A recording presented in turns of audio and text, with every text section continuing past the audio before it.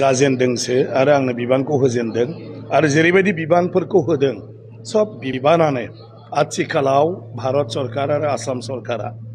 माने जेफोर मोनसे हाबाफारि लादों जोंनि जाखांफुनाय लाइमोनफोरखौ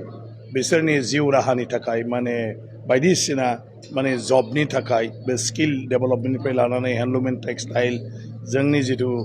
माने हेन्डलुम इन्डास्ट्रि बेफोरखौ जों बोरैहाय माने डेभेलप खालामलांनो स्पर्ट्स एन्ड इउथ दं बेबो गासिबो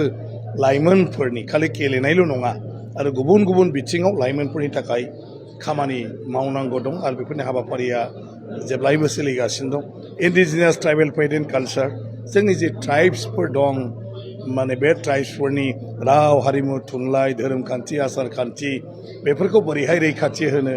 बेफोरखौ बोरैहाय जौगाहोनो आरो बोरैहाय सानफ्रोमबोनि जिउआव बिसोरखौ गावबा गावनि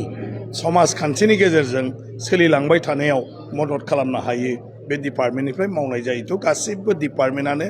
दिनैनि दिनाव सावरायजाबाय थानाय आरो दिनैनि दिनाव बयबो लुबैनाय गतिके माने नायनि आङो दा गासै अफिसारफोरजों रायज्लायनानै आरो माखासे सरकारनि बिखान्थिफोरखौ लानानै बाखि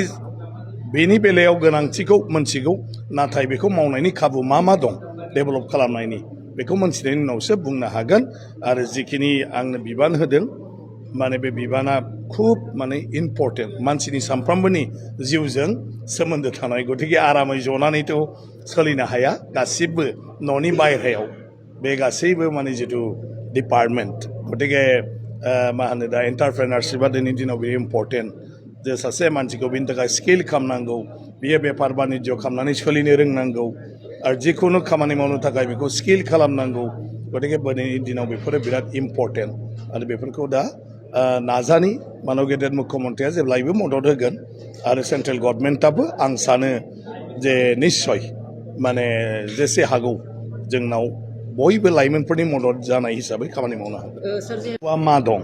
आं गासैखौबो मोनथिगौ मा मावनो हायो मोनथिगौ माबायदि लांनांगौ बेखौबो मोनथिगौ अदेबानि सरकारनि दारै डिपार्टमेन्टनि दारै आथिखालाव बिनि थाखाय मा खाबु दं बे खाबुखौ आं मोनथिग्रोनांगोन आरो बे खाबुफोरखौ आङो बाहायगोन बे बिथिङाव